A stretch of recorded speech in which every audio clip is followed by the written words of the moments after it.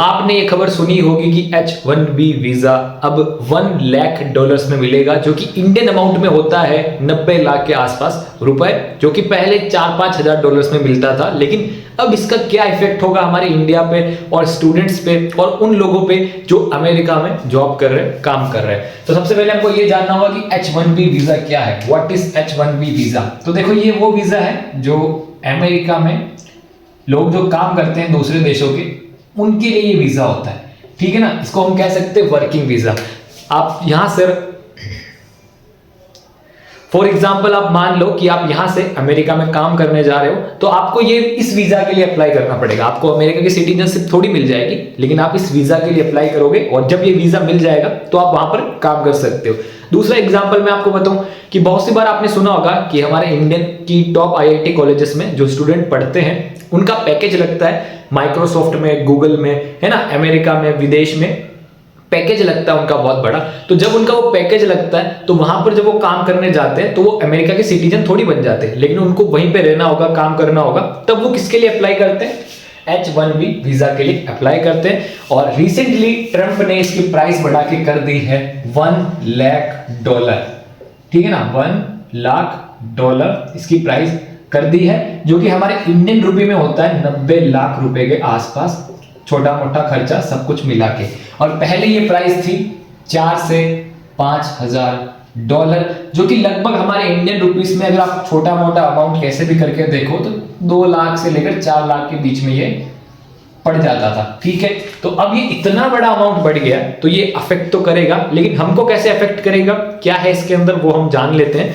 तो देखो, सबसे पहले मैं आपको बता दूं कि H1B वीजा में, जो कि अमेरिका में फॉरेनर कंट्री से काम कर रहे हैं लोग जिन्होंने H1B वीजा लिया है, उसमें 70% इंडियन है। क्या है? 70% इंडियन है, ठीक है।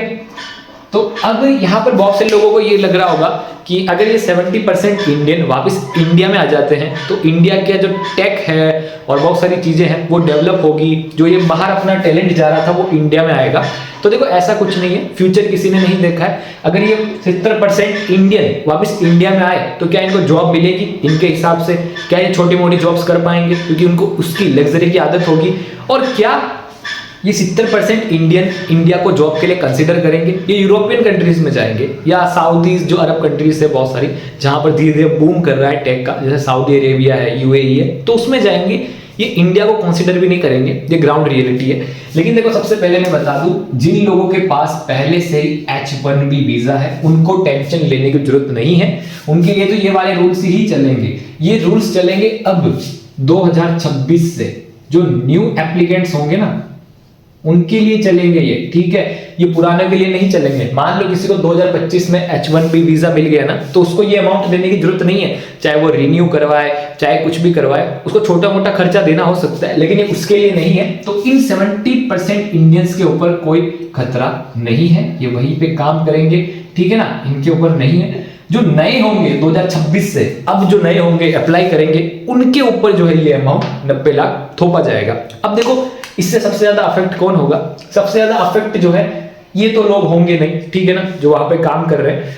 उससे सबसे ज्यादा लोग वो अफेक्ट होंगे जो अमेरिका में कॉलेजेस में है, ठीक है ना, यूनिवर्सिटीज में है, कॉलेजेस में है, बड़े बड़े जो स्टूडेंट है ना, ठीक है, जो स्टूडेंट है वो अफेक्ट होंगे।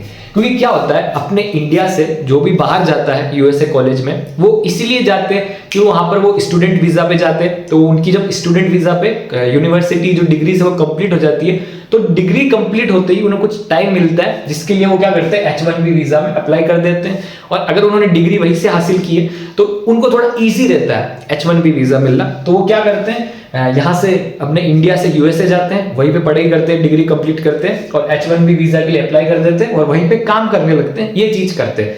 और अब सबसे बड़ी बात ये है कि जब ये अमाउंट 90 लाख रुपए हो चुका है, 90 लाख रुपए, तो ये बहुत बड़ा अमाउंट है, ठीक है ना। और मैं आपको एक और चीज बता दूं, ये 90 लाख $1 लाख सिर्फ एक बार लिए जाएंगे। ऐसा नहीं कि हर साल $1 लाख, $1 लाख, नहीं, सिर्फ एक बार। ये क्या है, वन टाइम है, this amount is one time, okay, one time amount है। फिर बाद में छोटे मोटे खर्चे आपको लगते रहेंगे, ठीक है, लेकिन एक बार के लिए ही ये अमाउंट लगने वाला है। और यहाँ पर 90 लाख रुपए जो स्टूडेंट है बाहर वो पढ़ रहे हैं, वो अब H1B वीजा के लिए अप्लाई करेंगे 2026 में ये।